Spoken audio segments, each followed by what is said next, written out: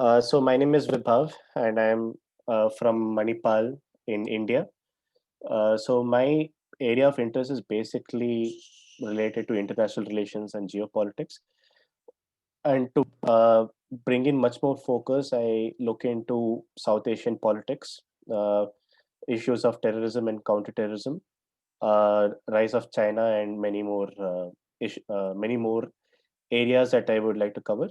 However, it has also been my hobby to look at the cultures of India and to understand the Indic civilization, which I'm going to be presenting today. And it is something that was always in my heart, something that I've always wanted to uh, present before an international audience. I guess this is the best opportunity that I can have, and I'm really honored. Thank you.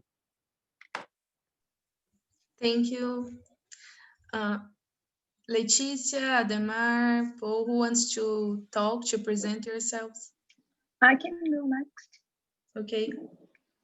Hi, everyone. My name is Leticia. I'm from Brazil. I'm in the same association as Denise. I'm a new member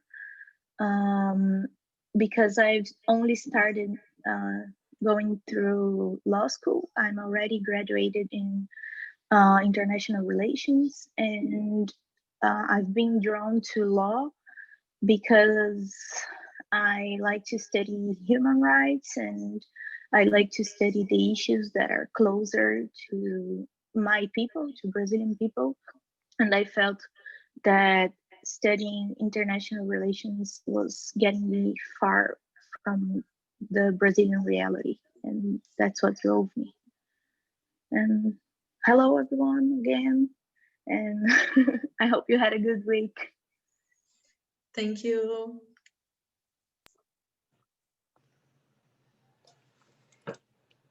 Okay. Okay, so good morning, everybody. My name is Paul Rivera. Again, I am from Peru. Um, Actually, I am the general coordinator of RESPAS. It is a social program that are making positive impact on children and young people with the objective to promote the culture of peace and not violence. Um, the last year, I have the wonderful experience to visit Brazil in Goiânia, and I will have the opportunity to know about the Liga. This organization celebrate the second year anniversary, and I would like to express my congratulations to all the members of this wonderful group. And so I invite you to know about Peru, about Lambayeque, where is the city where I am.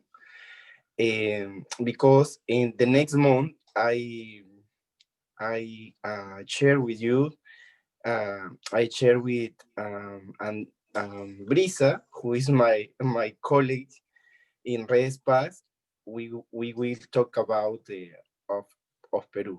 So I would like to express my gratitude for this group. Thank you. It's going to be very nice to hear again about Redes Paz. Paul was with us last year in our 1 year anniversary, and it was very nice. And it's going to be very nice again, I believe. So anyone else want to talk? I don't see your faces. Are you shy, guys? I received one message here on chat, on private, from Victoria saying that she was ashamed, didn't know what to talk. But you don't need to be shy. You can speak, and it's going to be nice to hear you. Brisa, Aline. Yes. Okay, I'm going to introduce myself. Okay. Okay, so again, good morning, everyone. My name is Brisa Muñoz. So I'm from Peru, but I live in Chiclayo. So nowadays, because of of the COVID, I'm here in Patapo. That is like 1 hour to Chiclayo, but it's near to Chiclayo. And also, well, as Paul said, I'm member of the Red Pass, and I'm really happy to share my experiences with them because it's a nice group, and also I'm really happy to be here uh, because I'm going to have a great experience too, and also share our culture with you that are from different countries. I, I think it's very nice for me. Thank you, Brisa.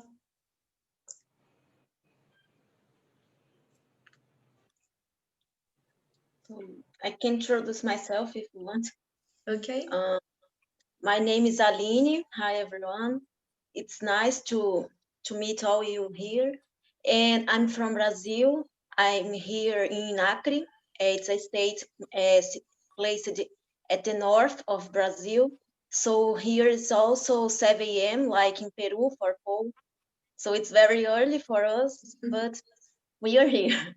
And I'm a student of law. I was studying law with Denise. I have the pleasure to participate of the academic league, but right now I'm not a member because of other activities. But I'm very happy to this initiative of hers, and it's nice to be here to talk about these global issues. So I think it's very important to all of us. It's nice to be here. Thank you. Thank you, Aline. So I think that I saw Adebayo Joseph opening his camera. He's going to speak today. If you can present yourself.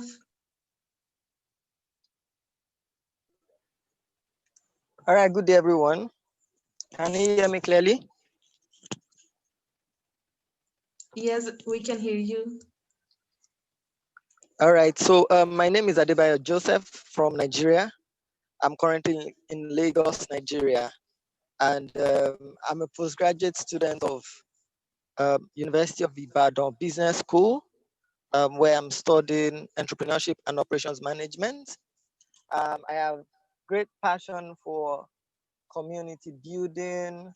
I'm an ambassador of the United Nations, Model United Nations, and I'm an SDG advocate. I'm glad to be here today because I'd like to share my thoughts on the continent of Africa with everyone. And actually, I'm so honored to be here. Thank you. Thank you. So we have more people here. If you want to introduce yourselves, tell us. Send a message on chat saying that you want to talk, you want to present, introduce yourself. We are going to start now by sharing our knowledge, sharing our experiences and culture. As I told you, I'm from Brazil. I am part of an association, an organization, and I am also part of some model moons, like Adebayo said. And it's very nice to be with you and share this knowledge and discuss these topics. It's very important to do it. We have many problems, many issues in our countries, and maybe we can help each other to find some answers to solve some problems and some issues. Um, I am seeing more faces. Do you want to introduce yourself? Hello, everyone. Hello. And my name is Vitória. I'm from Brazil. Um, I'm in the last year of the law school, and I'm part of the same association that Denise, Aline, and other one that's here. I'm so happy to be part of this league and being part of what we're doing today. I think that young people who have the initiation to talk about a talking about problems and same way bring solutions to what we're going to discuss here. It's really important. So I want to say thank you for this opportunity. And this is Thank you, Victoria. There is another people that want to talk. Victoria Cabrera. Hi. Hi. So I'm Jeff Victoria Cabrera. I'm from the Philippines, and it's now 8:21 in here. So I'm a graduate of University of the Philippines with a degree program of Bachelor of Arts in Language and Literature, and I'm now taking my master's in Business Administration. And my advocacy is really towards mental health, so that's what I will be discussing. But for now, for this particular meeting, I will just be a listener, and I might have to leave. I don't know because my connection is actually unstable, so I might just disappear all of a sudden. But it's really nice to know you guys, and I hope that my inputs or my presentation will be of good use or like good insights or something. Thank you so much. Thank Did you you. say languages, something like that? Bachelor's in? Yes, I graduated in Bachelor of Arts in Language and Literature. Which language? Literature? Portuguese or any other? Oh, it's any language. So like we studied structure of languages, how they are formed, their origins, and it's actually a double major. So we focused on language and then Mhm. literatures, particularly English and Filipino literatures, like regional literatures, like how they came to be, what are um, the reasons or the stories behind the literatures that were published and so on. So yeah. Okay, super. Thank you. Is there anyone else who wants to speak to introduce? Tennessee, how many people are presenting? We are going to have 3 people. You, let me see, Fatima and Adebayo, but I think that he has any connection issues because he's not here now. That's fine. So if you could start, it would be nice. Right now, or let others introduce?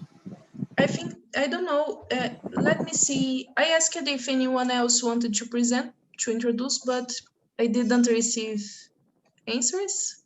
So I think I that, mean, if you want me to start presenting, it's fine because in the end, we are anyway going to ask people to introduce. okay, please start it.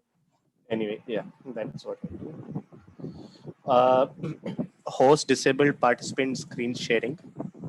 So you will have to allow me to share.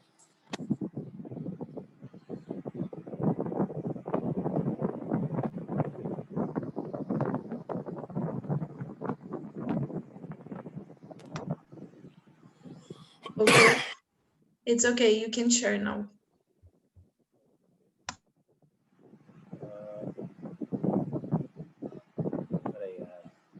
Where is it?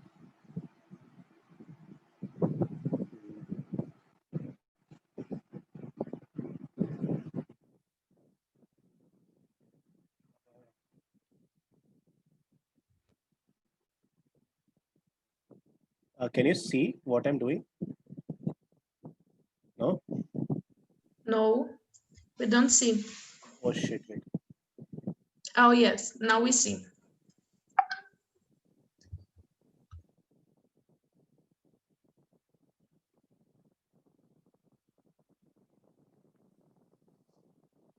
My desktop screen is the cleanest of all. but it's just that there's one folder which has everything.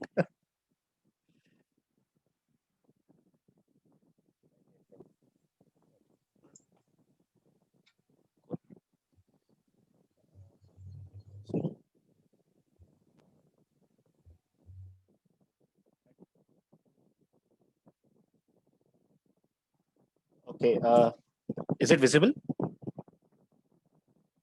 No, we don't see. We don't see your slides, your PowerPoint. That's so. It's already shared actually.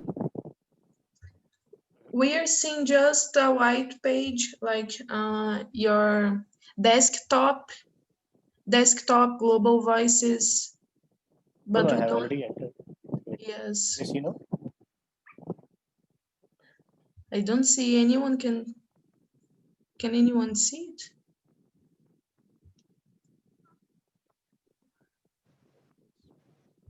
Oh, no. Is it open?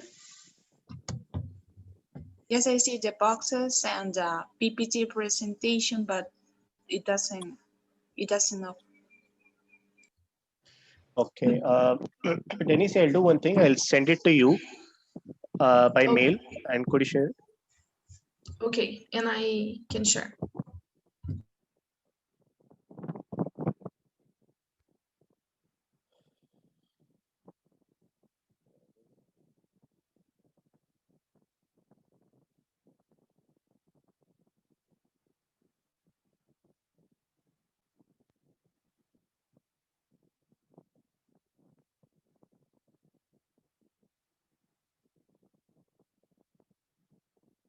How do I stop sharing the screen? Hello.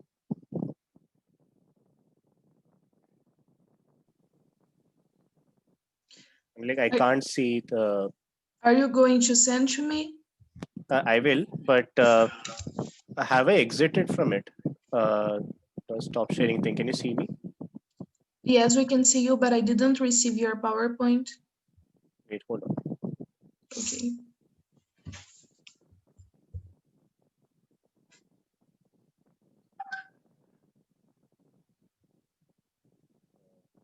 There's still laptop on this planet. Vibhav, as we Yeah. are having these issues, I didn't receive. Would you mind if Adebayo is the next one? Is like he starts now? I think that he has some issues with the time he had, that he has a problem with his battery. That's cool. That's fine. He can start. Okay. Adebayo, are you here? You send me a message? Yes, yes, I am here. Okay. Thank you for acknowledging my message. All right, let me see if I can share my screen. You were going to share? Okay, will you do that for me? Yes, I would. I'm going to do it. Just a All moment. right, thank you. You're welcome. I'm great.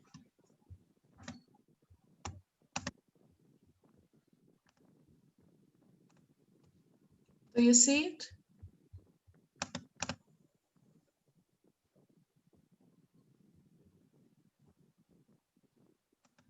No. No? Wait. What about now? Yes. Yes, Yes? yes, I Okay. do. Yes, yes, yes. Thank you. I'm grateful. You're welcome. Yeah. Okay.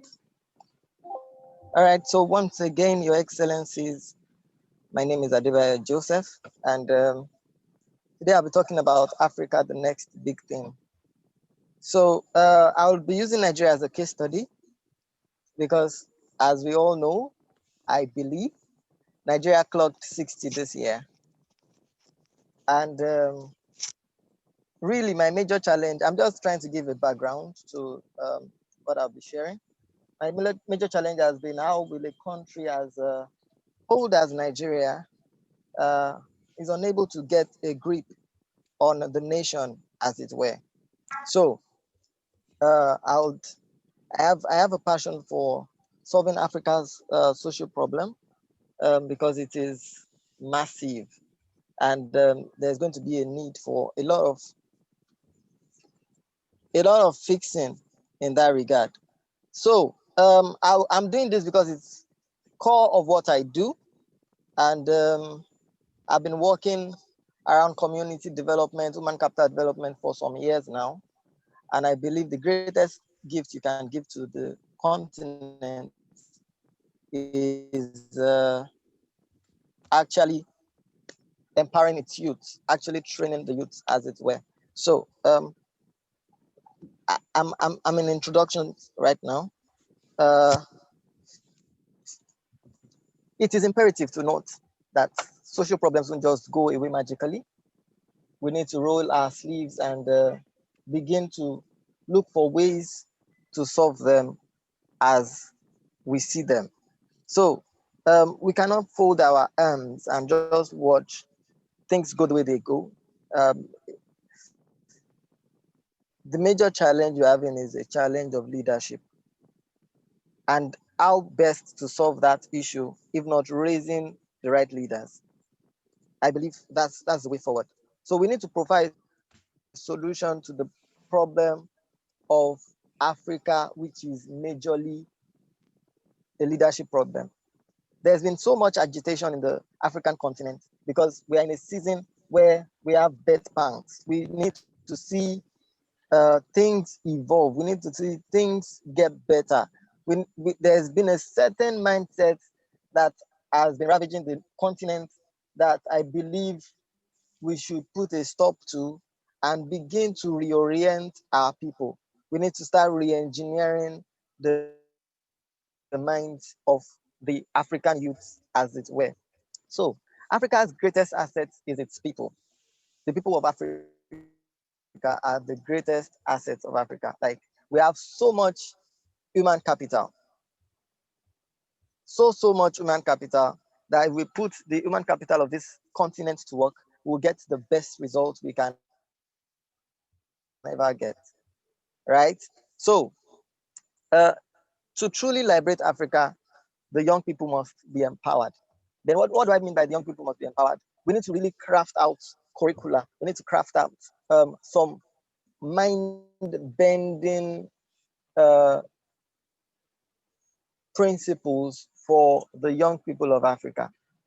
We need to start integrating some key morals, some key values into the young people of Africa. So that's been my greatest desire, and is something I've been working around for the past 2 years.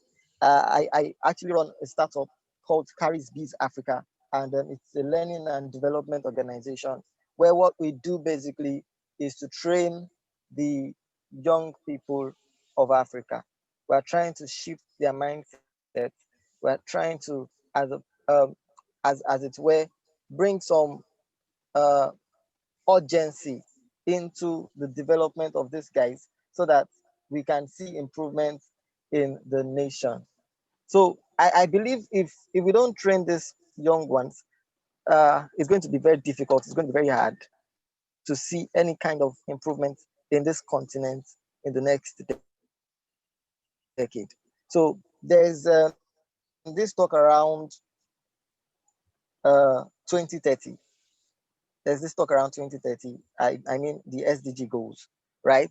If we don't start putting certain things in place, if we don't put structures in place at the moment, then I bet you that goal will not be achieved. We'll just coin something else. It was the millennial goals before it now became SDG goals. We'll just coin something else. And it is um, a major thing in the art of the UN to ensure that the 2030 goals are achieved. How best to achieve these goals if not empowering the young people of this continent? Yeah, so Africa has a very, very youthful population. And there are young people who are very vibrant, energetic, and ready to explore and put to good use the resources available in the continent. So the youth of Africa are ready. ready. They just need someone to put them in, someone to direct them, someone to actually put some very, very key teachings in their minds, right? And they are ready to go. So if that's not done, I bet you, if that's not done, you'll agree with me that all of that youthful potential will just go to waste, except we harness, train, and deploy this youthful population.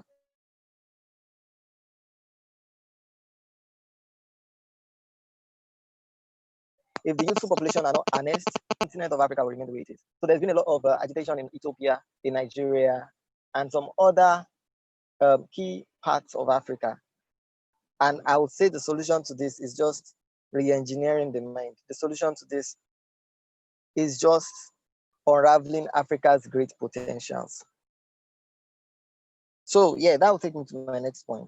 Yeah, re-engineering the mind. What does it mean to re-engineer the mind?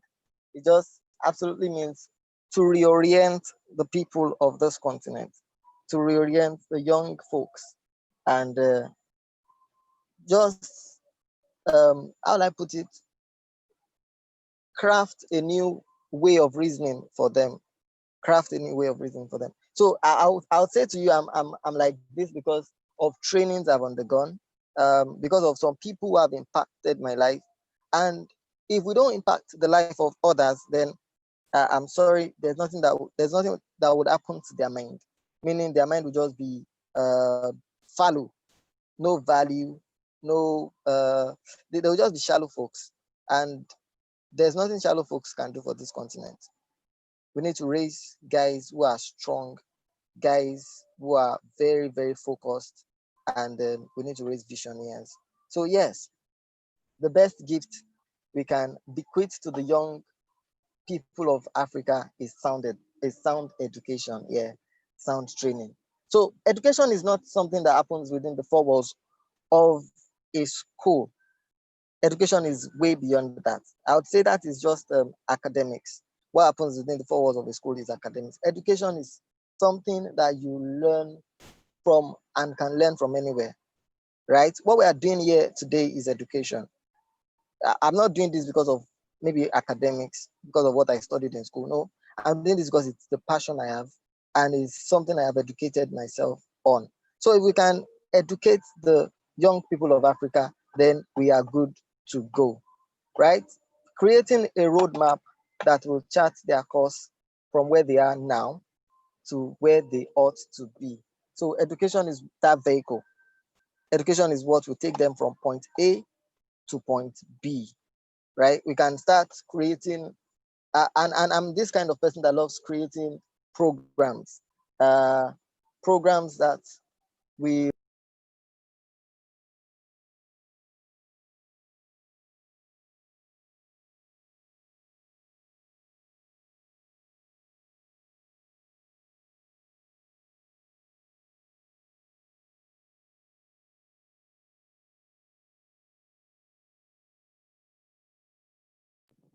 Did something happen?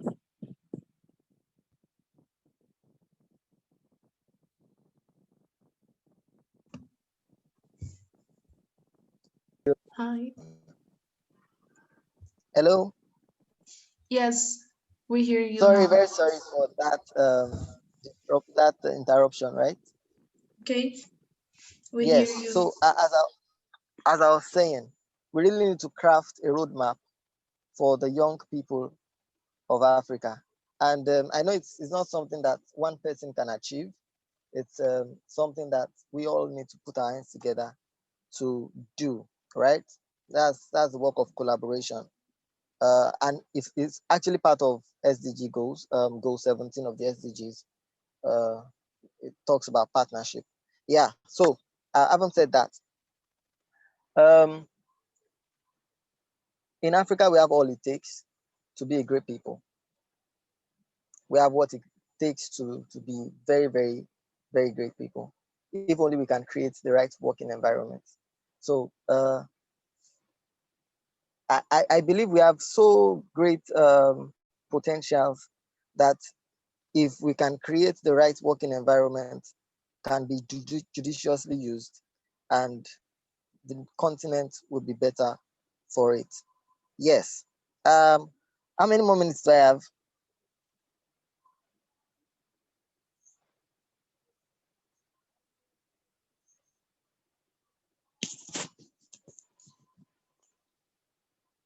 Hello? Hello? Yes, I said how many more minutes do I have? So let me see. I think that you can also use around 7 minutes to 10 minutes. It's not Oh, oh, great. Thank you for okay. that. Yes, so as I was saying, creating the right environment is pivotal to the growth of the continent, is pivotal. If we can create the right environment, then there'll be less agitation. There'll be less clamoring for change and all of that. Uh, so very recently, the youth of Nigeria came to face the government, and it was really a bad experience, right? So that's what education can do to the mind. The fact that you see something going wrong in your nation and you really want change and you're clamoring for change and you're saying this is not right, this is not what is obtainable in the first world nations. And if we are looking up to the first world nations trying to eventually become like them, then I feel that we should begin to put things in proper perspective. If not, uh, we are going nowhere. We are going nowhere. So yes, if we can get the right environment fixed, then we will soar high and rank amidst the first world countries. But to be able to do that, we need to first fix the right environment for our nation. We need to first fix the right environment for our continent. So if there's anything that is missing in the continent of Africa, is the right environment, giving people the free will to actually create the continent that they desire. The young people have seen, because they are exposed, the advent of social media has brought about great improvement in the continent of Africa. So we feel, okay, we are seeing what is going on in the first world nations, and we want to adapt to such things, but the leadership will not agree to that. And I feel if we would change that in the nearest future, then we need to put things in place. We need to start setting plans in motion at the moment. We need to start setting plans in motion right now to ensure that we are able to accomplish and to achieve that great future that we want to see. So I believe so much that this is a decade where Africa will thrive and do more and be more than ever before. If we create the right environment, then this decade Africa will thrive, Africa will be more, Africa will do more than ever before. From here, I believe anything is possible. Anything is possible. From here, anything is possible. So I would like to tell you, watch out for this great continent of Africa, because so great things are about to be heard of this continent. So great things are about to be seen in this continent. And of course, I would like to call all of you to partner with what is about to happen in Africa, so that eventually when it does happen, we'll all be glad that we are part of the success story of Africa. Thank you so very much for having me.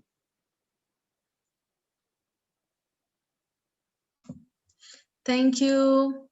Now we are going to open the time for questions and discussions. So you can open and ask your questions or send on the chat. Okay, I have a question. Yes, please. Okay, I was just curious to know what has been India's contribution in Nigeria. How is it that we have tried and helped out the youth there? Any idea? Can you please repeat that question? So sorry. My question is, how has India contributed to the empowerment of youth in your country? Oh, great. So I believe that's one of the reasons why I'm here, so that at least I, as a person, I, as an individual, can begin to partner with the youth of India to see how we can work together and create a better environment for the nation or for Africa using my own platform. Do you understand that? Yes, I do understand. Okay.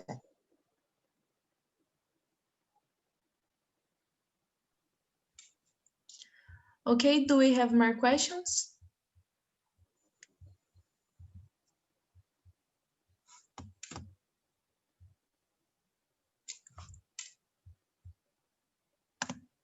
No?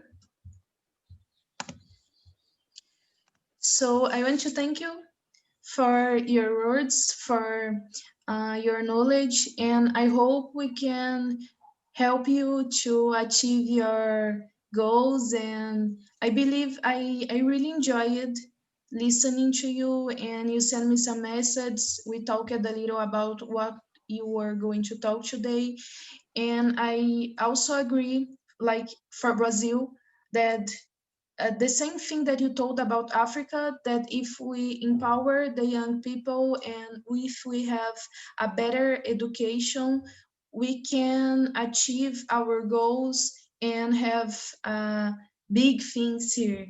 We can be big, but we have to believe and to work for it. All right?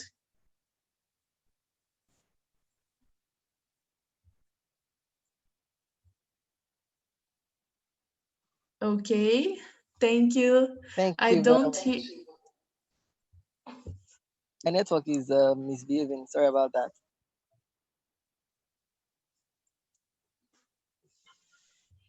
Thank you. It was very nice. And now we are going to start Vibhav presentation. Are you ready? Yeah, cool. I have sent the mail, and Yes, I saw it. I'm going to share here, okay? yeah,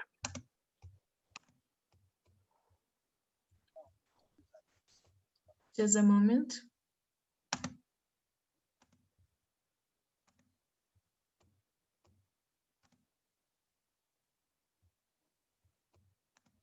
Wait.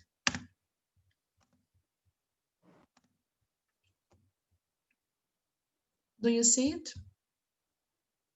yeah, I do see it. Full slide. Do you? Or I can see. I can see. okay, just a moment. Okay.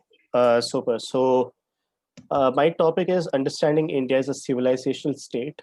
And as you see, the two pictures that you see in front of you, I mean, what's the common thing here? There are instructions happening. There's a teaching that's going on. On to your left is the ancient system of education that India used to follow. It was called a Vedic age, where students uh, used to live with their teachers for a period of 18 years, and they learned all possible subjects. Like they learned the art of warfare, they learned the art of literature, or they knew prayers. They were they were mathematicians, astronomers. All kinds of fields were available for them, and the teacher was the embodiment of it all. And they used to live with him for 18 years or so, and that's how the transition used to take place.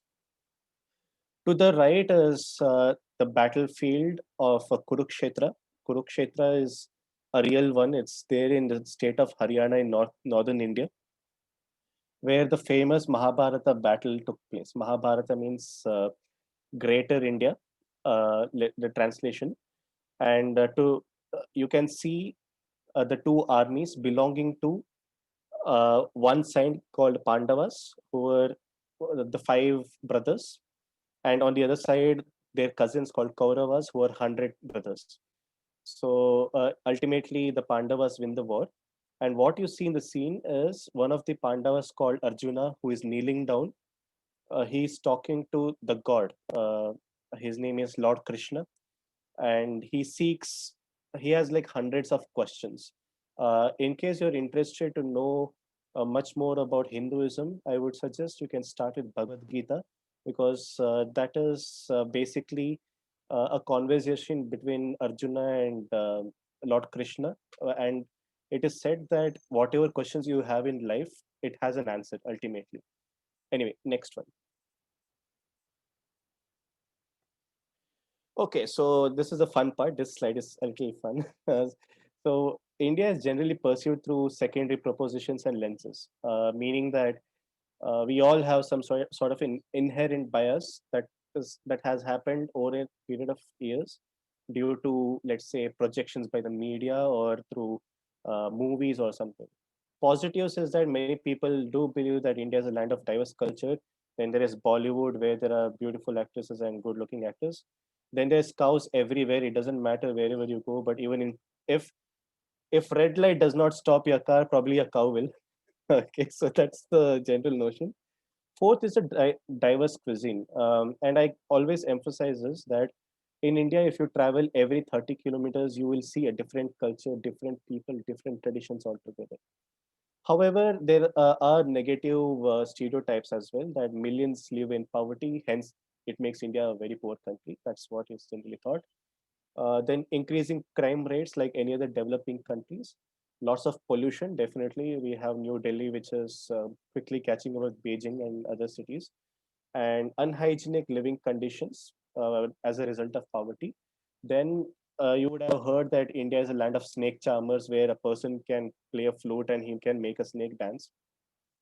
And somebody who wears a turban is an Indian. So these are the negative stereotypes that are there. Next slide.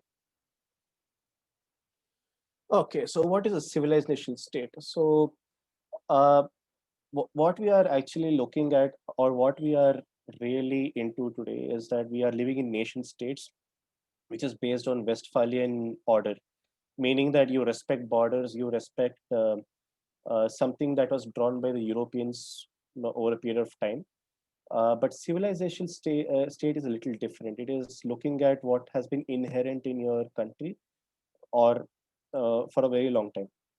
I would like to clarify a little that India is actually not a country, but it's a subcontinent. Okay, so subcontinent means that it has all the features of a continent, from a geographic sense, from a demographic sense, and many more. Uh, how different is the Indian civilization state from the Chinese civilization state? Very important, and because today you see China, which is ruled by the communists, basically talking about bringing back an old, trying to reviving its old heritage of being a dominant China. And actually, quite frankly, when communist China talks like this, then there is something really fishy going on. However, an Indian civilization state is not aggressive. Rather, it tries to bring in the whole the region based on its culture, cultural integration, and many more things.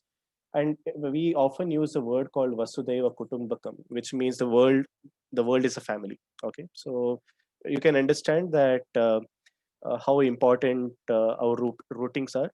And one important point is that India has actually not had a history of invading another country in its 5,000 years of history or more.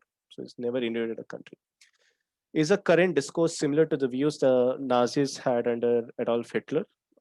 There are stark differences between the two, because today you get to hear people say that, okay, India is turning more like Nazis and all, but actually it's not true, because the Nazis basically had uh, literally made a pervasive form of their interpretation towards Hinduism, and they did a lot of horrible things.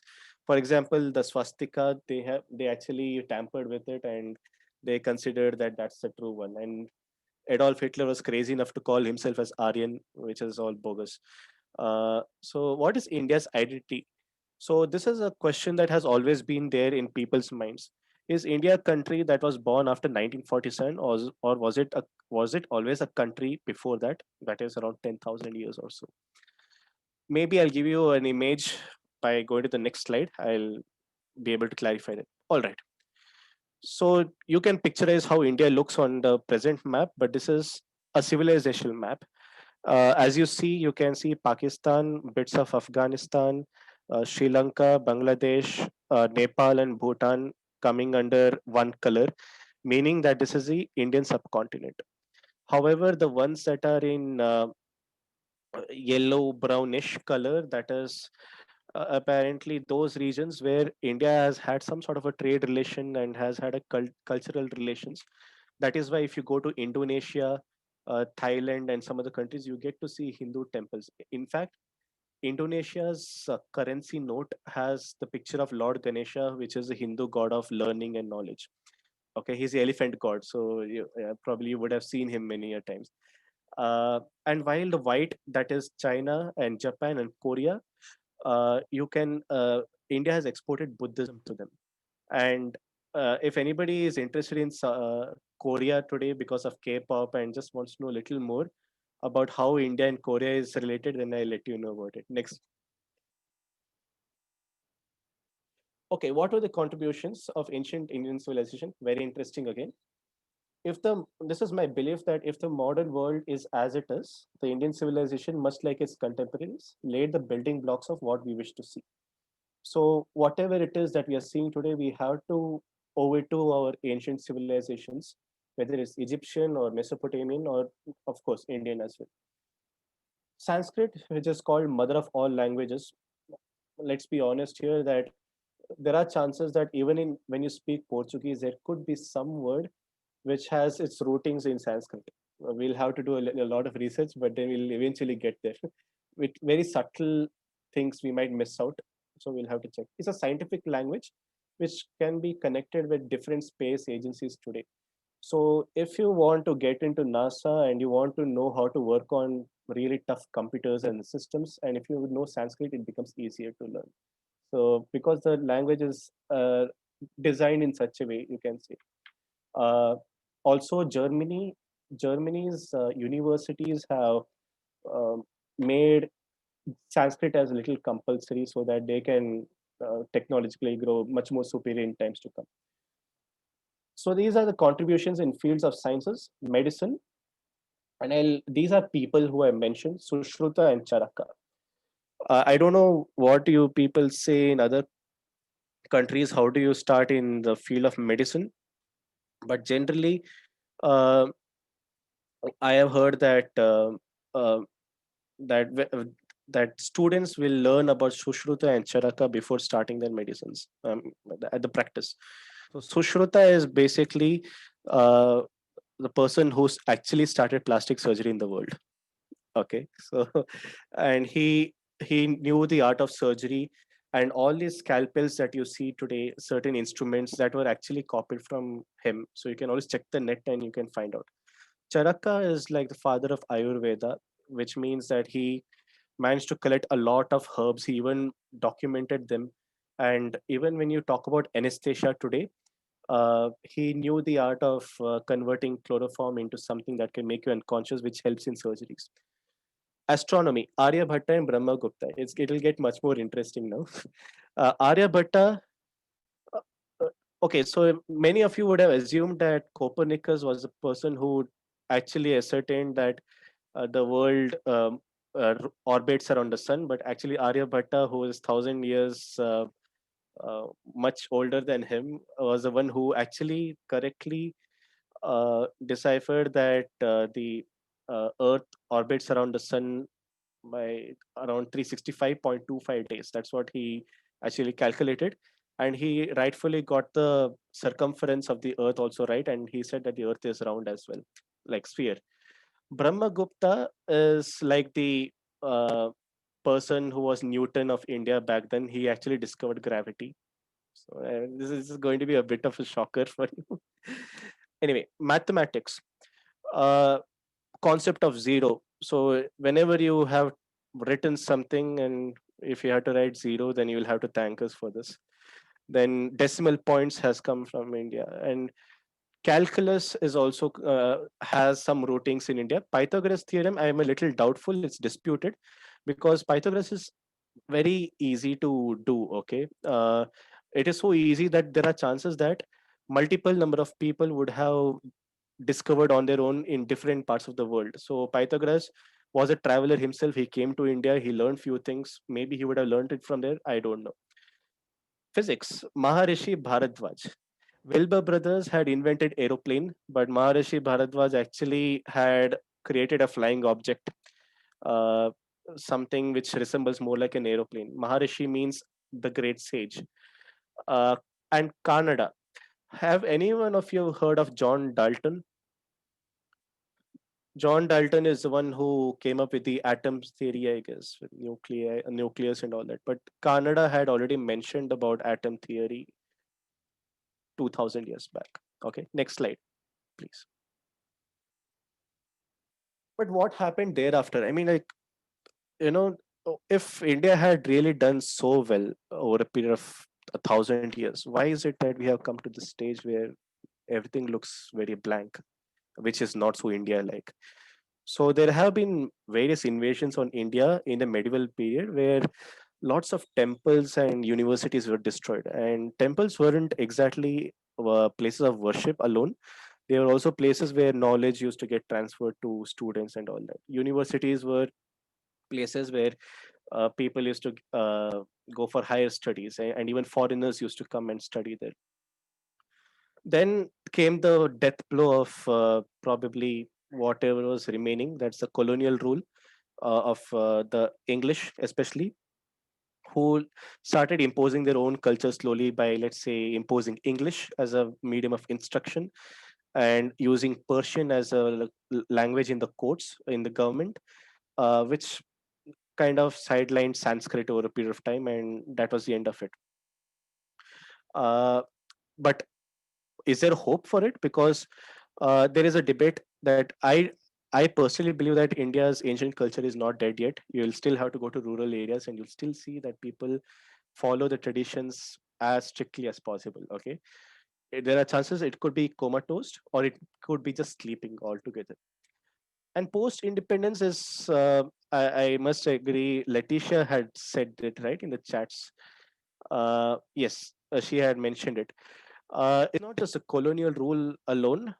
There have been ministers and a couple of prime ministers here and there from the liberal section who were educated by the British. You can say more like the brown representatives of the the British Empire.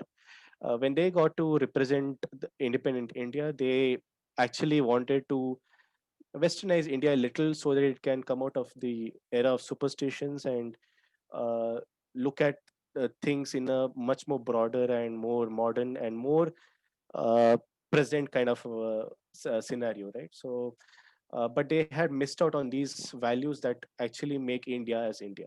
Next.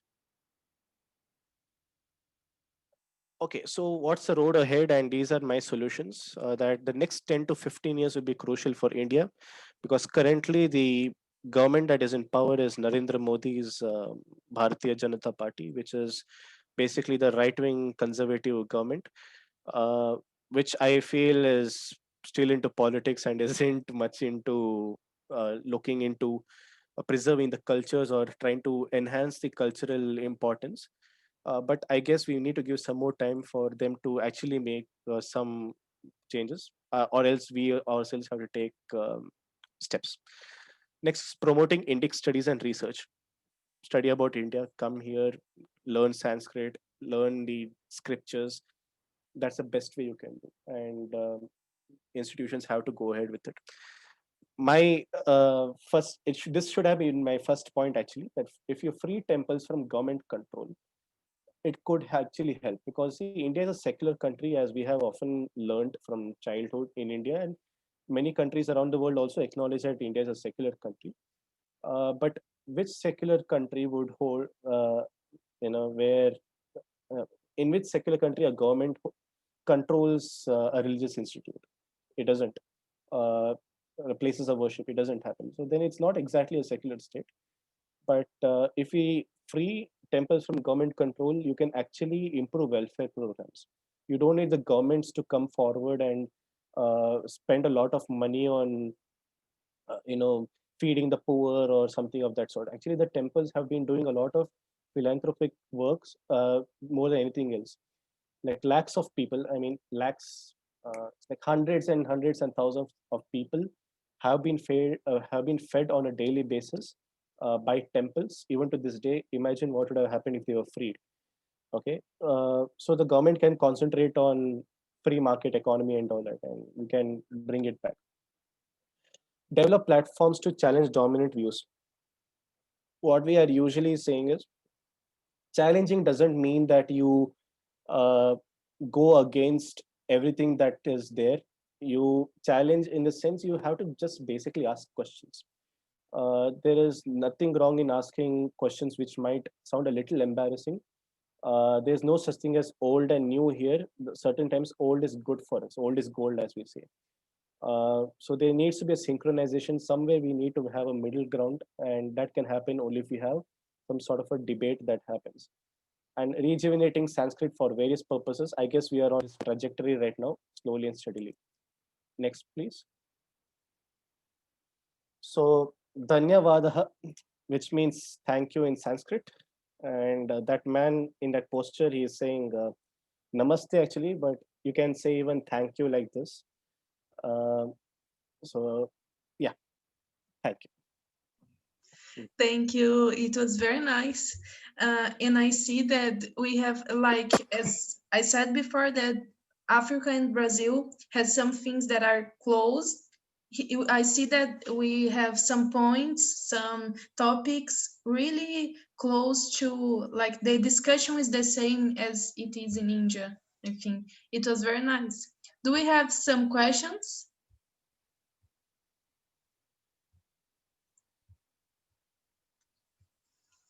You can ask any question.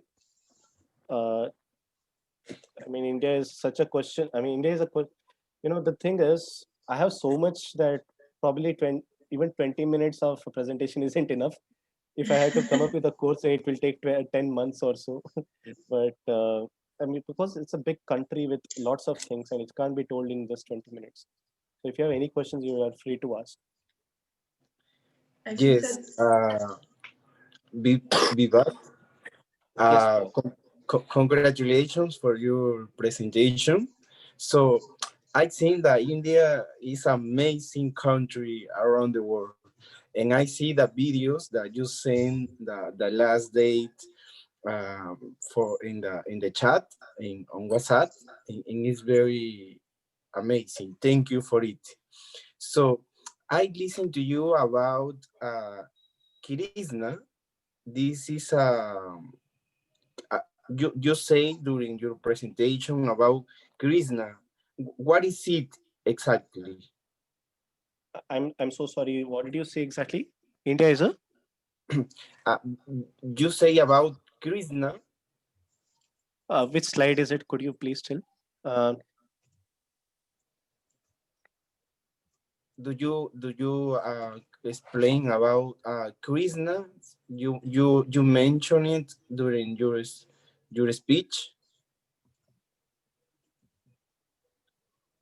could you please type it out exactly? I'm so sorry. I am a little slow in understanding accents, but there's nothing. I'm not trying to offend you or something, but yeah, No, I it's just okay. Sorry. I hope you can understand my question. So I listened of course.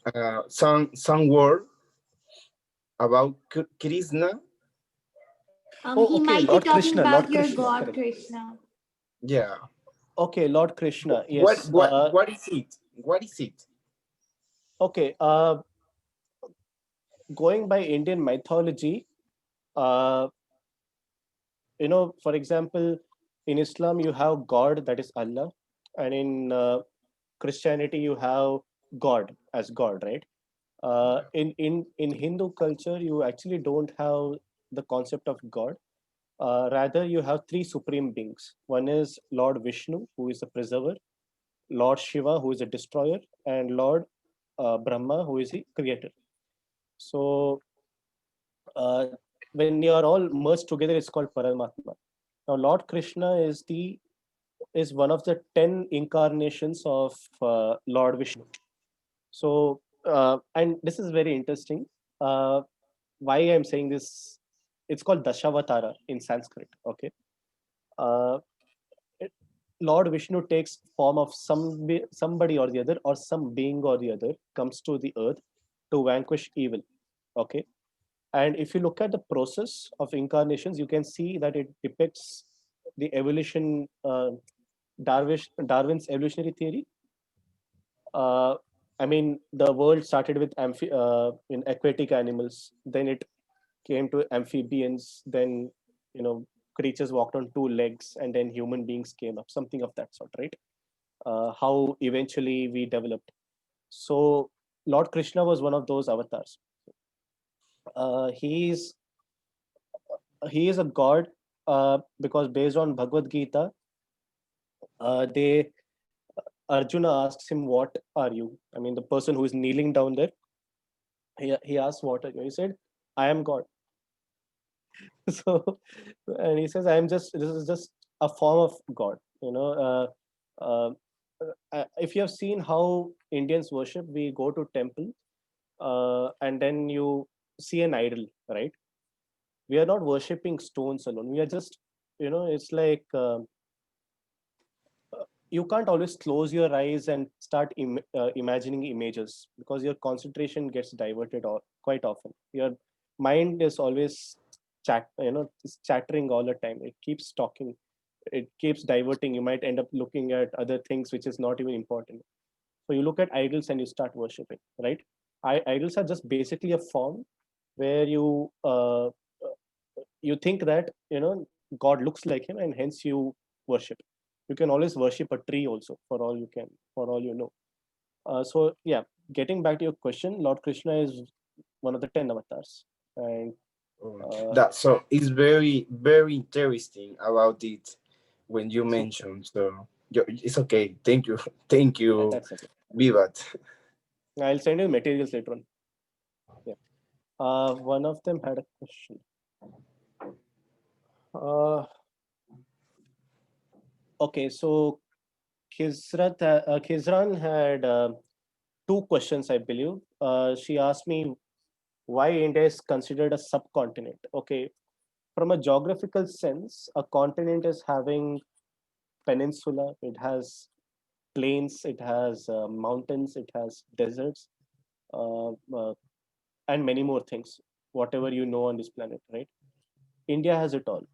India has a desert, India has a peninsula. As you see, southern India is a peninsula which is surrounded by Bay of Bengal into the east, Arabian to the west, Arabian Sea to the west, and the rest of it is just Indian Ocean, right? Then it has islands, of course. Then it has Himalayas in the north. Then you have the Thar Desert. You have rainforests. You have deciduous forests. Name whatever you want, it's there. We have a volcanic mountain that's there in the Andaman Islands, nowhere else. Uh, okay, and then the thing is it true that Hindus worship animals? Yes, we do. But that's by choice again. You see, we're not compelled. You see, I'm not a very strict follower of Hinduism myself. I can be an atheist and I can still be a Hindu. So that is an identity I can always be proud of. But when you worship, there's this god called Dattatreya. Okay, he is called as Lord of Animals. So when he comes to this planet, all animals die because he takes away their souls. So uh, yeah, we generally worship intermediaries, or we can always worship animals too. I guess if some of you have seen my uh, okay, I'll send you the photo of my dog later on. She is being draped with a red silk cloth. This was on this festival of Diwali, which is a festival of lights in India. But in Nepal, there's a festival called Kukur Tihar, which basically means a person coming out and worshipping stray animals, especially dogs. So we celebrated with our dog here, and yeah, of course we worship animals. We worship cows too. So because we consider cows as like a mother. Why? Because a mother is someone who nurtures, right? So it gives milk. It helps you. Uh, I mean, it feeds your family. That's why you don't see Hindus eating beef. For a simple reason is, why do you need to eat beef when the same cow can give milk that can feed around 4 to 5 people in a family per day for the next few years? A beef can is like, you can kill that animal and you just have to buy another cow for us to kill that. So it's unproductive according to us, and also it's a sin to kill animals. But that is again, and that is not exactly true. We do eat chicken and goat and whatnot. So yeah, but we do worship animals. Vibhav, I have a Yes. question.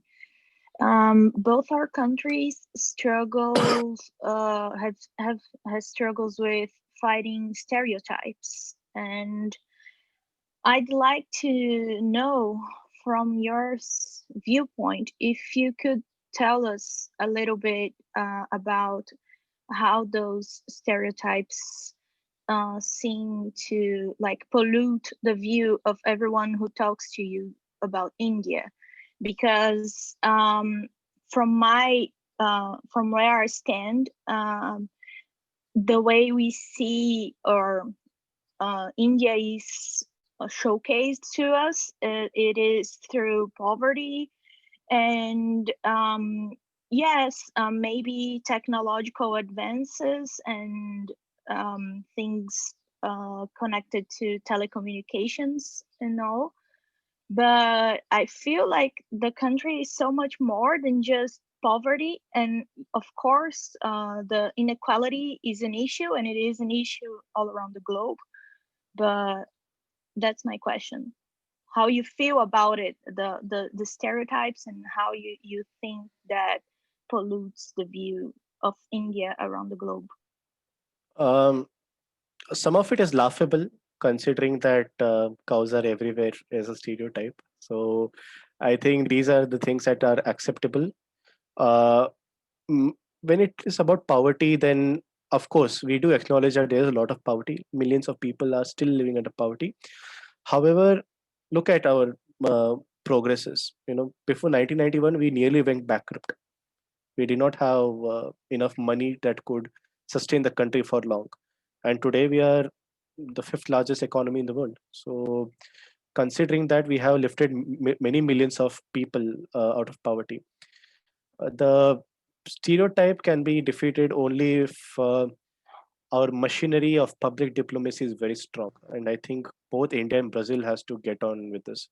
Like, for example, I just gave the example of South Korea. What's the first thing that comes about South Korea? You talk about K-pop and all that. So they have utilized that so well. It's part of public diplomacy. It's out to reach out to the world and say that, oh, our women are so pretty, our guys are prettier, and it's a nice country to be in, and all the girls can come here, all the guys can come here and look at our people, and well, it, it might sound a little rude, but it is like highlighting your successes a little too much to bury your negatives, uh, which is a part of how we manage relations in the world today from a realist sense. I'm sorry to say that. uh, but how do I feel about these things? There are certain things that I get really pissed with, that exact, especially the kind of viewpoint that Indian men are rapists, and they are always running behind foreign women, and they are always behind basically sex or something of that sort. I think that is a horrible stereotype that will plague a lot of people, because one thing is, when I spoke to a foreigner for the first time myself, just a friendly one, I just said hello, and then she said, you Indians are hell bent on taking us white chicks. That's the way she said. And and I said, okay, bye, sister, and then I just cut her off. Right. So, uh, I mean, it is little bad. And, you know, for example, New Delhi, okay. New Delhi is the capital of India, and it was the propaganda that came out after one rape incident that had happened, which was equally traumatizing for a lot of people. Okay. But the international media went berserk. They said New Delhi is the new rape capital of the world. Come on.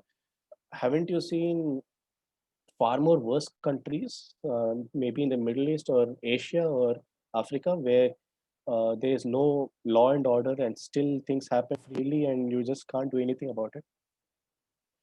I mean, last year or so, no, couple of years back, Thomson's Reuters, okay, Reuters had come up with a report that said that India is the most dangerous country for women. Now, that was a little harsh from their side because, and when I read the article, it was bogus on grounds that they did not tell the nationalities or the affiliations. By the way, Paul, your dog. Uh, yeah, so the uh, organizations affiliated or the nationalities of those people or the so-called researchers or what fields they are related to, nothing was considered. Okay, and what was the methodology used to try and arrive at a conclusion? That did not come out, but it was all based on their own observations. So there was no transparency in the article, and that became very popular in India itself, that article. And each time I had to speak, let's say, okay, my ideas on feminism is different altogether. Okay, uh, I am against the idea of feminism because in India, having the Western ideas of feminism will not sit well with the Indian population. Not well, not very well. I can always tell you, and I have sent it to you in the group itself. We fought the Portuguese. Our queens have fought the Portuguese, and we have defeated them. Okay, uh, I think in that sense, uh, India has a long history where women were respected. Of course, there are a lot of problems today with women. You know, gender stereotypes do exist, but this can be improved only if these stereotypes slowly and steadily come down. Now, the world also has to understand India's perspective as well, and that's a little hurtful, I felt. But apart from that, I think even those laughable ones can be countered and countered effectively, and we need to, build that kind of a mechanism. Unfortunately, we still don't have it. But now that I'm here, I'm using an international platform just to voice my opinion on these things. Yeah. It's interesting that you brought up the issue of feminism because it uh, goes really well with what we said earlier, previously on a private conversation about colonialism. Because what I was going to say is that it is quite disrespectful to put forward those kinds of analysis that India is like the country that happens the most rapes. And it is as such with the view that Brazil is a very corrupt place because I think they lack the knowledge that our institutions are new and they are only now starting um, to view those things as problems. And also society is only now starting to come forward and come against it. And when you say about feminism in India, that's such a, a, a, a good point because the feminist movement is basically a Western view of social relations, and as we well know, the Western social relations do not apply. The patterns that happens in the Western hemisphere in social relations do not apply to the Eastern. And it is an issue that you might be right, even though, like say, you're a man and you do not have like the experience that a woman have gone through. But you are right. A movement that is so, I don't know, strict like feminism, it is a hard thing to how can I say that, to create in a culture that is so diverse and I mean by diverse I mean it relates a social society that relates within itself in a different way. And just a curiosity, you should how can I say, research about the feminist movements um, the middle in the Middle East, because it is quite interesting how women that are not from Western society, how they deal with feminist issues. It's so interesting, and I think you'd like that. Yeah, actually, I just remembered something. Basically, I actually spoke to Denisi about this a long time ago. Uh, there are temples in India which are very specific in the kind of functions that they follow. Uh, for example, there's a temple which is roughly around 200 kilometers from my place, which is a very famous temple. A lot of pilgrims come there. Uh, there is a restriction there. The restriction is that women between the age of 10 to 50 years are not allowed to go to the temple, are not allowed to enter the temple. But the Marxist feminists and many others, so-called liberals, are of the opinion that the temple has discriminated them on the grounds that they are, number one, they are women, number two, on the basis of menstrual cycle. Because in the scriptures it is mentioned that it's a menstruating age, so they're not supposed to enter the temple. But they haven't gone beyond that. Okay, there are, the same deity has 100 more temples. Uh, okay, there are hundreds of other temples of the same deity where men and women can go and worship together. There are temples where only women can go and men just do not even enter. Okay, it may not make sense to us. You see, this is why even in when this case went to the Supreme Court between the devotees and these so-called feminist groups, ultimately the Supreme Court actually supported the feminists, saying that we should think about the future, you leave back these traditions and all that. But most importantly, there was a woman judge who said, just don't mix logic and beliefs, because this just doesn't work. By mixing logic and belief, you're only creating a lot of confusion. There are certain things which logic will not explain to you or will not answer to you. There are certain beliefs which can only be experienced and only understood to you. That is why even in this temple, you see lakhs of women actually saying, we will not enter and we will not let others enter. But these feminists, you can also see some Bollywood actresses saying, oh, these women are all brainwashed. I mean, then the next question to ask them is, how sure are you that you're not brainwashed? So, yeah, this is a problem in India, where there is uh, an incursion of certain ideologies which expects us to be relevant with time, but they don't understand that time is relative, and they just hate any counter views and counterpoints that comes from the other side. So we are fighting against that now. Hopefully, we have some sort of a green light coming from our side. Yeah.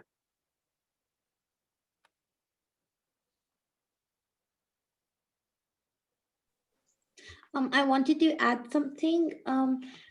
I really respect Indian cultures and the way everyone in India, like their traditions and history and everything. Because when we went to Indonesia, there's this, no, sorry, when we went to Malaysia, there's this huge sculpture and statue of a Hindu god, and there's this, and it's enormous, and it's I think gold plated, and there they had different set of rooms, and in every room they had a different Hindu god, and they had told different Indian cultures and everything. And it was honestly, and it was the people of the people there were the people who came from India, and they were so friendly, and they were so happy and excited to tell their culture to different people of the world, as that it was a tourist site.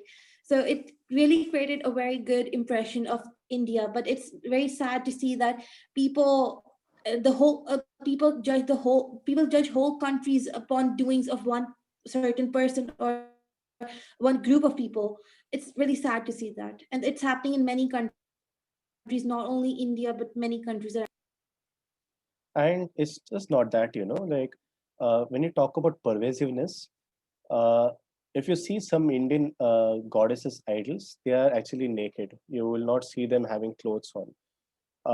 it doesn't indicate that they are being perverted or they are trying to seduce you or something. You can always say this, that at one point of time Indians were so liberal that so what if you are not wearing clothes? We look at a person who is within, like, your soul is important to us, something of that sort. So what do you see today from communists, not just in India, I'm saying especially the ones abroad living in the West? They come out with drawings that depict Indian goddesses as porn stars and all that, and I think that is highly very outrageous and at worst, and very shallow at best.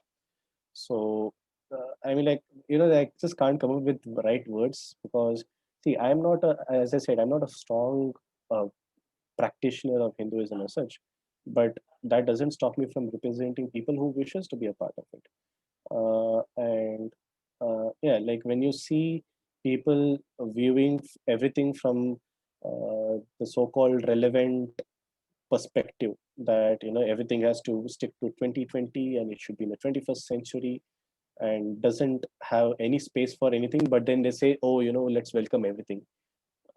Certainly it doesn't make sense at all. I'm drinking coffee and I was thinking, how is the coffee in your countries? Do you drink a lot and every hot or cold? Come to India, we have good coffee here too. The same problem is here with Egypt, in which they make people in Egypt think that all Egypt have terrorism there, as the terrorism is only in a specific place, and the army is dealing with it. But the media and the social media generally provide that Egypt is the place in which we killing each other. We are living in very bad places. We don't have kind of civilization here, in which the people in Egypt are very kind, and the terrorism there is, we can say there is no terrorism. So it is also a problem there in Egypt, in which they provide us or see they make people see us as terrorists. Yeah, I It's understand that. it's it's more more up. I feel upset about that. Because, okay, quite honestly, one of my friends was actually going to do her internship in University of Cairo, and my family was actually worried that things were going to be a problem, because back then you had that Hosni Mubarak, and then there was a revolution that was going against him. Eventually stepped down, but then it was slightly violent, and then it became proper. The question was as to how violent is it now, right? But then when I assisted a little, actually I found Libya to be far more worse, and it was Egypt which was doing much better.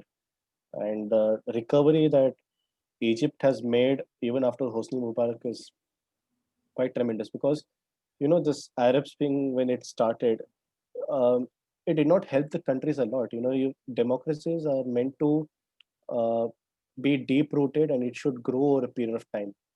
You can't dismantle a certain kind of government that was there for 50 years and then hope to bring in a democratic government where the people are not even ready. Okay, they don't even have an idea of what democracy is, and you want to install the same thing and it has not functioned well. See Libya, for example, or Iraq, for example. Iraq is the best example. um, Saddam Hussein was actually doing a great job, and he held a lot of so-called, or I wouldn't say so-called, terror groups itself. He kept them at bay.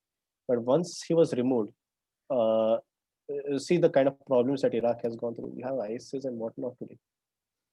So that's what, there's certain things that Western countries just don't understand. Maybe democracy is not suited in certain kind of countries. Just because it suits their agendas, or uh, if they want to have their Western thoughts going all around the world. It's like Obama's Obama had this crazy notion of saying, "Let us export democracy around the world," which was Mm. bullshit in all forms. So, if you I have to, I'll be honest in this regard, but I found Trump to be a little better because he said, "I'll not intervene anywhere." But this is my fundamental problem with Obama, that he shouldn't have bombed his countries or try to remove the government and such. And Yes, yes. yeah, no wonder countries are being called as terrorist nations for the reason that they have created, for the way And the also Americans. there is a problem in Egypt and the Middle East generally, that they show us as the people who treat the woman as a slave, or they don't respect women. And in contrary, we respect women very much. We have a great today the Ministry of Health is dealt or organized by a woman. So we are not in Middle East as that bad as they show people about us, and specifically in Egypt and Saudi Arabia, and this region in the world. So there's a big problem in viewing such like that. There are cartoons that show us as the people who are treating a woman as an animal. Sorry if I say that. As we respect women very much, they have their own personality, they have their own perspective. But no one show that they show the negative impact only in each country. So, and that happened also in India. As I respect India very much, and I respect the mentality of the Indian people, in which in work I worked with many of them. They have a great mentality. They are hard workers, but they don't show that. They show that India is the place in which people are treating also women by a bad way, and like that. But in contrary, when I entered the Global Voice Talks, I I saw that many people are very great. يعني I can't judge on a country by someone by only one. يعني as you Vibhav, I respect you. I respected India. When we talk to each other, we know that the culture, we know each culture of it, we know the culture of each other, and we know that we can do more, and how to show more to people that India, Egypt, Peru, Brazil, or that countries don't have the negative impact, don't have the negative side only. They have also the positive side. But the media and the such as CNN and BBC and like that, and the Al Jazeera don't give us this chance. It's surprising because a lot of people actually rely on Al Jazeera in India and then say, "This is what Al Jazeera is written about India." Okay, so anyway, yeah, I had just one question to ask you. Uh, the Islamic world has not had a good relations with the country of Israel for a very long time. It's not only after its creation, but it is historical, something that has been there for ages together. It was about, I guess it's mentioned in the Quran also, the kind of rivalry that actually existed or something. I'm not sure where exactly, but one of the religious texts actually stated that the Jews are a little arrogant in recognizing the Prophet, peace be upon him, or something of that sort, right? So, They see so the that rivalry has always been there. But today, Egypt and Israel have full diplomatic ties, meaning that you you have connections, you talk it out, you don't have such kind of conflicts anymore. That is government to government. But do you sense the kind of hostility uh, between Egyptians and Israelis to this day? I'm talking about people. look, we respect us, but Israel consider us as the people who doesn't deserve the respect. If I talk to one from the Israels, they will treat me as an Egyptian as a garbage. They don't give us between the governorates, okay, governments, okay, but between the people and each other, no, they don't respect us, and they don't respect Islam as I am as a Muslim. They are showing us as a people who, like I told you, as a people who are treating women like a garbage. Islam is yeah, don't give the woman her rights and like that. No, يعني uh, as a Muslim, I can tell you many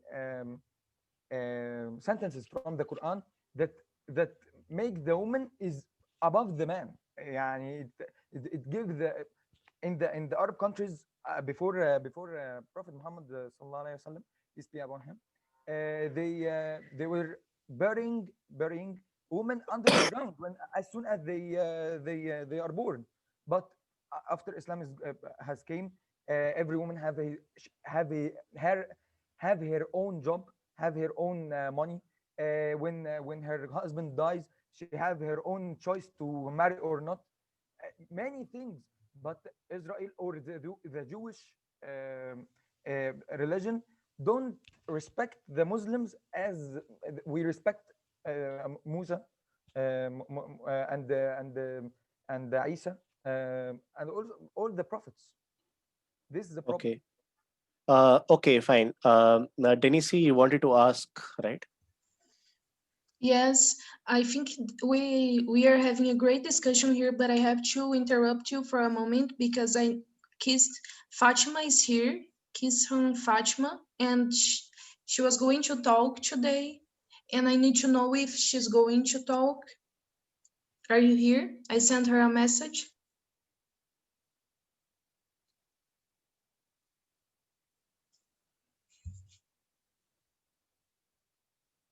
Khizran is my neighbor. He has to respond.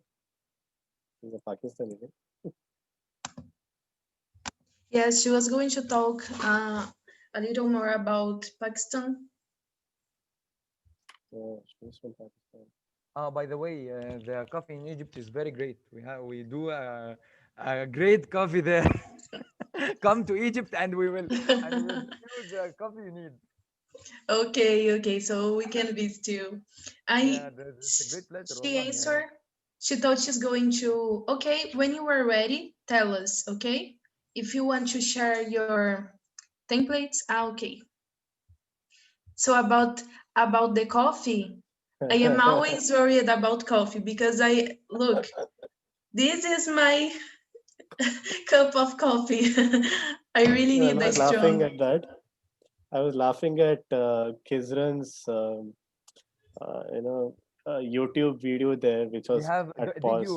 you try the green coffee? Not yet. It's the Arabian coffee. It's very healthy. It have a great effect on the, if someone have an obesity or is fat, it will burn the fats as soon as possible. My I was birthday my yeah, birthday is coming, so if you all want to send me coffees for your countries, it's going to be nice. today, today at that moment I will send you a coffee. Okay. Fatima, are you going to start now? Yeah, sure. Yes, please. So Like Gordon Ramsay, is it? you can start. We are going to hear you. Yes. Okay. Okay. Hello everyone. My name is Khizran Fatma. I am 15 years old and I'm from Pakistan. This is my second time in your voice talks and I am happy to be back here. To introduce myself, I have been doing public speaking and modeled United Nations for the past 5 or so years, and I'm currently in high school. And I'm going to have my exam soon for my 10th subject, so wish me luck. So, without further ado, let's begin. It's not going to be as detailed and intellectual as Vibhav because it was very rushed, but I hope you still like it. So what I'm going to be talking about are the traditions of Pakistan. Last time I was talking about the traditions and cultures and costumes of the provinces within Pakistan, but this time it's Pakistan as a whole. It's not just the mainly traditions. It's the national holidays and the reasons behind why we get these national holidays every year. So the first one is PSL, Pakistan Super League. It is a professional 2020 cricket league contested every year by 6 teams representing 6 different cities of Pakistan, which are Karachi Kings, Lahore Qalandars, Peshawar Zalmi, Multan Sultan, Islamabad United, and Quetta Gladiators. Personally, I am with Islamabad United as that is the city I was born in, and because they've come to our school as well. But that's besides the point. The teams consist of Pakistani players as well as foreign players like Darren Sammy, Liam Livingstone, and Chris Lynn. It is overall the PSL is a very well enjoyed competition which is loved globally, and it is held in it is until now it has been held in Pakistan as well as UAE and other countries. Um, as I have talked about tradition cultures last time, so now I'd like to focus more upon the national holidays and some famous days in Pakistan. The first of all, it is 14th August, as it is the Independence Day of Pakistan. It commemorates the founding and establishment of Pakistan, and on this day, all the buildings in the whole country are covered with fairy lights and flags of the country, that as they can be seen in the pictures, and everyone is very enthusiastic about celebrating this day. Next is the 6th of September, which is a defense day. It commemorates the sacrifice made by Pakistani soldiers in defending the borders. In the celebration, a army parade takes place in which the Pakistan army displays its missiles and jets and tanks and everything. And the stories about the Pakistan army martyrs are displayed on TV. The stories are told of how people sacrifice their life for defense of Pakistan and what the responsibilities of the younger generation as children are, as they will be leading our country in the future.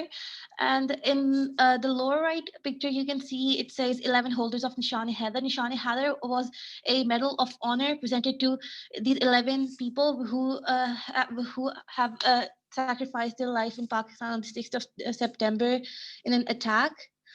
And these stories are till now told every year, and they are never forgotten. Next, there are no specific annual dates for this holiday, as it depends upon the moon sightings, and this is more of an Islamic tradition rather than Pakistan's tradition. But it is the Eid ul Fitr and Eid ul Adha. Eid ul Fitr is also known as the festival of breaking the fast. It is a religious holiday that marks the end of a month-long dawn to sunset fasting of Ramadan. On this day, it is strictly forbidden to fast, as it is said that on this day the Muslims enjoy rather the Satan um, uh, fast. So the children. Specifically like this Eid as they are given Eidi. Eidi is a gift, mostly money given to only children by the adults. And this is a day full of enjoyment and spending time with other people. Next is the Eid al-Adha or Eid al-Adha. It is the latter of the two Islamic holidays, and it is considered holier of the two. It honors the willingness of Prophet Ibrahim alayhi salam to sacrifice his son as an act of obedience to Allah's command. So on this day, the Muslims sacrifice an animal in the name of Allah, mainly sheep, goat, cow, or camel. They distribute the meat among their relatives and the poor people and keep some for themselves as well. This ensures that all the people of the community are united, and it creates humbleness towards each other. Um, with all that being said, I hope you all enjoyed it. It was not very boring. I'm very sorry if it was short, but it was very sudden. Thank you, everyone. Thank you, Fatima. I really appreciate that you are so young and you are here with us and talking and discussing. It's very nice. And I am enjoying that. I've Here in Brazil, there are some countries that we don't know too much about their culture and their aspects. Like, and it's very nice that I am learning about your country. It's the second time that you are sharing with us about the culture, and it was nice to know. I wanted to know that there is one picture with hands showing. I think that there is a picture like the hands are painted? Yes. Yes, I want to know. This is common, like it's a cultural thing, but how about tattoos? Tattoos are strictly forbidden in Islam. It is considered haram for the Muslims because anything that is on your body permanently is considered unholy. And because in our religion, Islam, we have to pray. So for praying, we have for before that we have to do purification. So if there's something on our body which does not come off, then we are not holy enough to pray. So we having tattoos is strictly forbidden. But the picture that was shown was henna, which is locally called mehendi. It is a temporary, it is a dye which is prepared from the plants Lawsonia inermis, and it is a temporary color that people put on their hands. It is put on very famous days like Eid, or it is put on marriages. Marriages and such functions, and it is very temporary. It goes off very soon. Here in Brazil, the religion is not with the government. How can I say this? Like we have this. It's free. Like you can have any religion you want. Like in Pakistan, is it different? Like the government and the religion. There a law that No, imposes? Pakistan originally, when Pakistan was becoming a separate nation, the main constituent of the partition was that it was going to be a separate republic, Islamic state. Even the name of Pakistan states Islamic Republic of Pakistan. So it was mainly a country for Muslims. So mainly the religion is for Muslims, but there are Christians and Hindus and other people living in Pakistan as well. But the majority is Pakistan, even in the government as well. So we follow the same religion as the government. Thank you. Anyone has more questions? Actually, a more elaboration of whatever she said exactly. Uh, the founder of Pakistan was Muhammad Ali Jinnah. Okay. What do you call him exactly in Arabic? Um, Quaid Azam or something, right? Qaeda Uh, Azam, yes. Quaid Azam, right? So he dreamt of a Pakistan which would be Islamic, and it's an Islamic Republic. But he was not very uh, closed about other religions also being present there. So a little different from the idea of what generally an Islamic state is, but his ideals actually was collapsing in a matter of few decades. Actually, there were people who were little radical, and there was a dictator named General Zia-ul Haq who actually uh, increased he gave preference to certain kinds of elements which actually became inimical to Pakistani values and traditions and all that. So this kind of Pakistan you exactly see today isn't entirely the Pakistan that we would have seen in 1947 48. But yes, you still do have Hindus and Christians that are living there. Um, yeah, you still have them there.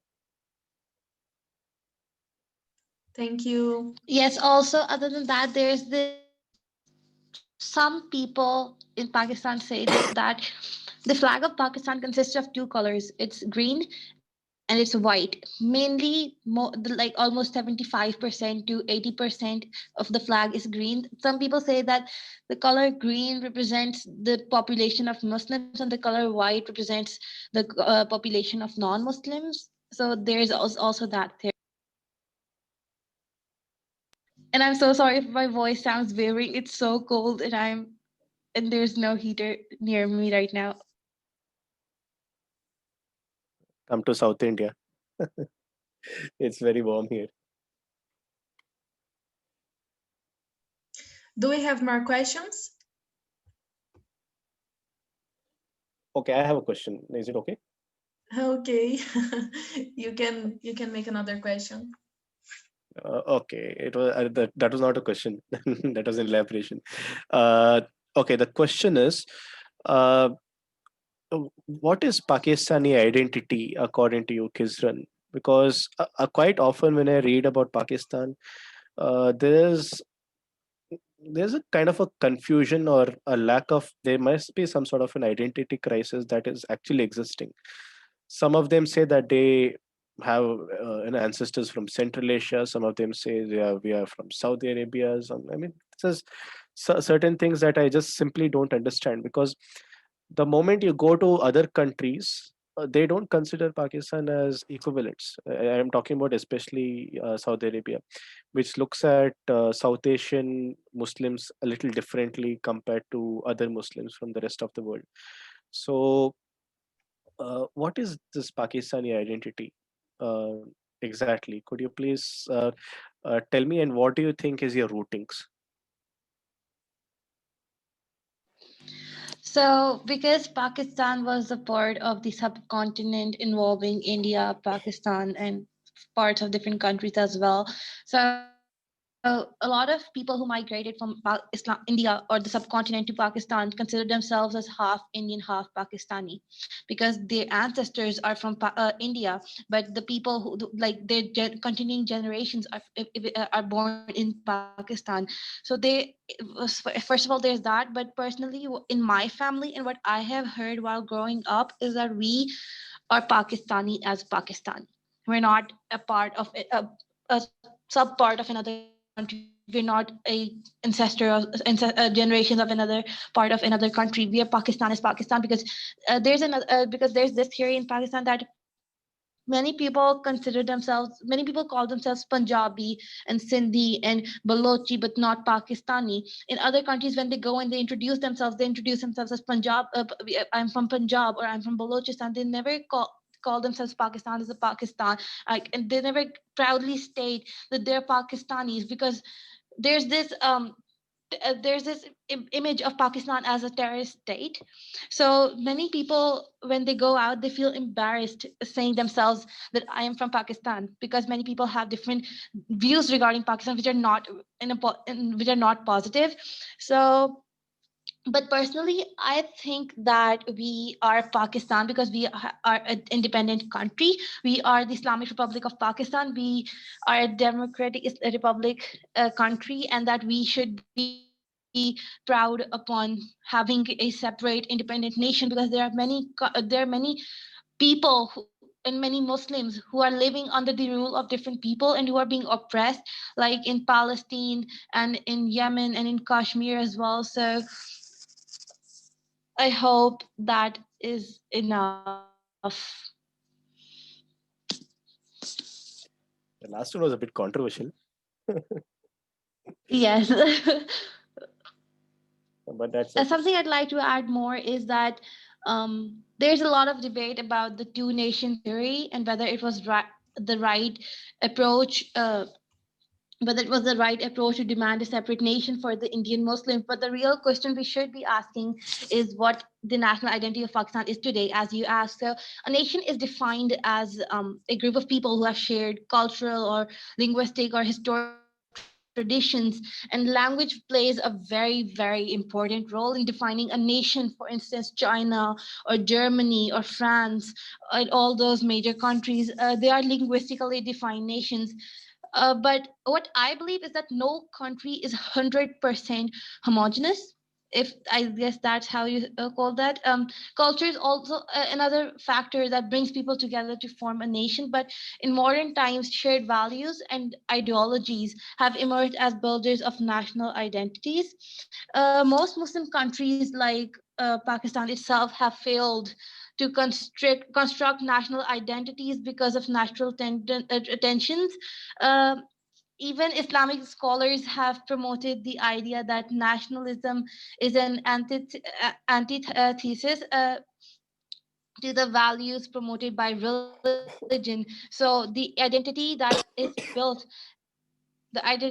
built is mainly upon the language, the religion, and the traditions and cultures they have spent together.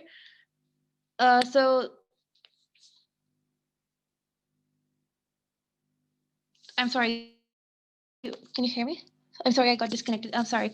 So Pakistan is at a very early age of nation building with no well-defined identity of its own. We are currently a tribal society with ethnic and sectarian identities being more prominent rather than a shared vision, values, and ideology that tightly brings us all together as a prominent, brings us all together with a prominent shared vision and values. Yeah, I hope that's That's all right. We'll talk about Kashmir some other time. Thank you, thank you. So we had a lot of discussions today. We talked about many things, and it was. I hope that you enjoyed and that you had a great time here. I'm going to send on the chat an attendance form. Please fulfill it, and it's for the certificates. Okay. I didn't send on our last meeting, so this one is for today and the last meeting. So please go there and answer. We need your answers for sending the certificates for you.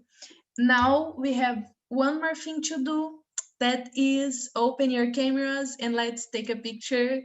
I'm going to send to you the picture. I think that everyone here is in the WhatsApp group, but if there is there anyone that is not in the WhatsApp group and want to be part of it? Please send us a message if you want to be part of the WhatsApp group. And if you take any pictures today, if you took any pictures, please send to us. If you post on Instagram, tag us, okay? And let's take one more picture. Just a moment. Okay, let's wait for everyone. You will take the picture now? Yes, just a moment. Let's wait for the others. Victoria, Guilherme said that he doesn't have camera today. No, Khizran. Hi. Can everyone write their Instagram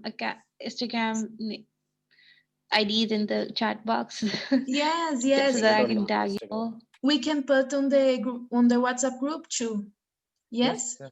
I recommend that also. Yes, it's better.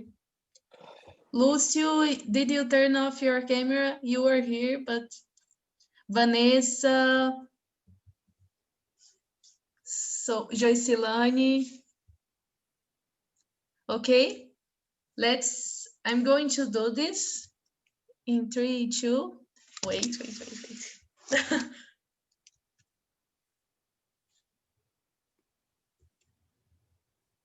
Nice. Yes, okay.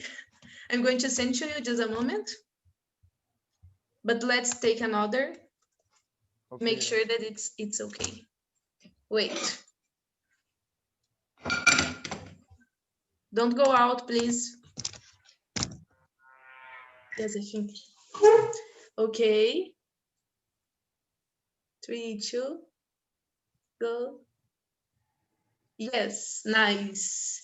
I'm going to send to you. If you post on Instagram, please tag us, okay? For our Instagram is @global voice. It's Global Voices Talks. You can just write there. It's the same name as it's here. Thank you for being here, for taking part of our discussions, for sharing your knowledge, your culture. It's very, very nice. I am enjoying, I am appreciating, and I'm liking a lot. I hope that you are enjoying too, because it's really nice to be here with you. And we are going to send you the certificates. Don't leave the group, the WhatsApp group. We're going to have another 2 events, another 2 meetings, and we hope we are waiting for you. We are waiting to see you there. And that's it today. We are very happy because it's the 2nd anniversary of the Academic League to Accessibility, the academic league that I am part, the association, the Brazilian Association, and We are going to send some messages and some pictures to you because we are partners, Global Voices Talks and this association, we are partners. We hope that we, like Global Voices Talks, could be a partner of Redespas and other associations and organizations here. If you are part of some organization or association or even a university and you want to be our partner, too, you can tell us, we can make this happen. And I think it's going to be nice. If we could have more people here and more discussions, it would be perfect. It would be very I am nice. participating in TEDx MIU in my university. I can tell them about the global voice talks and like that, and we can do a partnership, inshallah, in the future. Yes, it would be amazing. Yeah. We are going to, we have, do you want to talk? I'm seeing that you are like, yes, you can talk. I'll bring the business side, businessman side of mine. Right. Anyway, even I have my No Storm Foundation, so you can collaborate with that also. Super, we can grow. Okay, thank you. So Oh, with 20 people, uh, this time more discussion was there, and actually it was. We expected many more to come, but then I understand we might have other commitments. But still, super. We have done a great Yes. job today, and we just hope that many more speakers were around.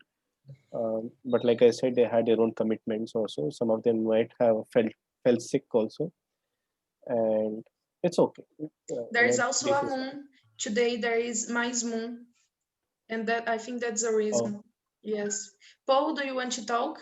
You open your. sí, sí, gracias. Yo consideraba que si todos los participantes de Global pueden enviarnos los links de sus organizaciones juveniles dentro del grupo de WhatsApp y así podemos seguirlos y conocer un poco más de sus organizaciones. Entonces sería muy bueno, igual que todos estemos como conectados con Liga y a través de ello también ser partners directos y compartir lo que venimos trabajando en las organizaciones juveniles. Ahora, por favor, puedes traducirlo. Okay. Yes, I'm seeing Vibhav and Mohammed. They are like, what? What are you talking? Yes. I realized that it's not English. I, I'm Don't so worry. sorry. So sorry. I just no, it's like understand por favor, amigo, amiga. That's it. yes, por Okay. favor, Amigo, amiga. en la casa de Hola, papel. amigo, amiga. Hola, Yes, amigo, amiga. I hear that in La Casa de Papel. Yes. Yes, he was saying that they have this organization. They are from Peru, and they are very nice. They teach and help young people to be leaders, but not only leaders, leaders for peace. And they want to have more partners. So if you want to have a partnership, if you want to be partner of this organization, Redespas, which is an organization for the youth, for peace, you can send him a message. I think that Brisa is on the group too, and she is also part of the organization. If you want, you can send him a message. If you have a group and an organization, an association that want to be part of it, want to be their partner, you can send him a message. That's it. That's what he said. Yeah, thank you. Understand now a little bit. Yes. Thank you, Denise. Thank you, Denise. Paul, You're welcome. Yeah. Paul, Thank you, Paul, for ¿es for your- posible que me envíe el link para conocer mejor su organización? Por supuesto. Yes, of course. I send the link in the group. So sorry for my bad English, but No. I No, will it's send okay. I will send you the link because the objective of our organization is to promote the culture of peace.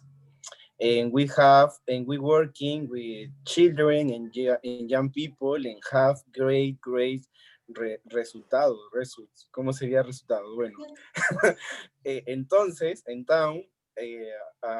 Denise now is member the School of Leaders for Peace, and it's great to connect with more people, to connect with the objective that promote a culture of peace, for connect, serving, and changing life around the world. Yeah. I'm very interested because South America has a special place in my heart. So yeah, I want to know more. Yes. And thank you for speaking in English. Sorry, man, because he was talking in Spanish, so I thought it would be easier. I'm sorry, Vibhav. No, but this organization, Redes Paz, is very, very good. Like, people are very excited and happy, and if you could know more about it, if you want to be part of it, it's going to be nice for all you. I see here that you are leaders. If you are here, you are all leaders, and I think that this organization is going to be very good for you. So send him a message and just be part of it. As Leticia said, South America is amazing. So you are welcome here in our countries, and let's be partners. It's going to be nice. That's it. Thank you, Denise. You're welcome. Thank you very much. Thank you very much. You're welcome. That's it. I think that we can keep talking on our WhatsApp group, because it's like our time is running. It's more than we promised you that we were going to stay just till 11, like just to 11 for us, but like I don't know what time is it for you. Like only 2 hours, and it's more than 2 hours of meeting. All right. Yes. I just want to say one thing. I always see Outreach here, and he doesn't say a word. Why don't you say nothing? The silent assassin. Yes. It's not my session for talk. But you can be part. You can make questions. I always see you are just looking, just, oh my God, these people are crazy. What I'm going to say. But you are free. How old are you, Aldrich? What, Vibhav? How old is he? How old are you, Aldrich? I mean, what's your age? You seem quite young. I mean, I'm not that I'm old, but then no, I'm not very old. I'm just 24. I'll turn 25, but you seem little. I mean, you obviously seem younger to me. I'm just a little curious.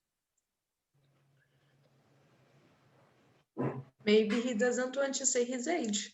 It's okay. Don't tell.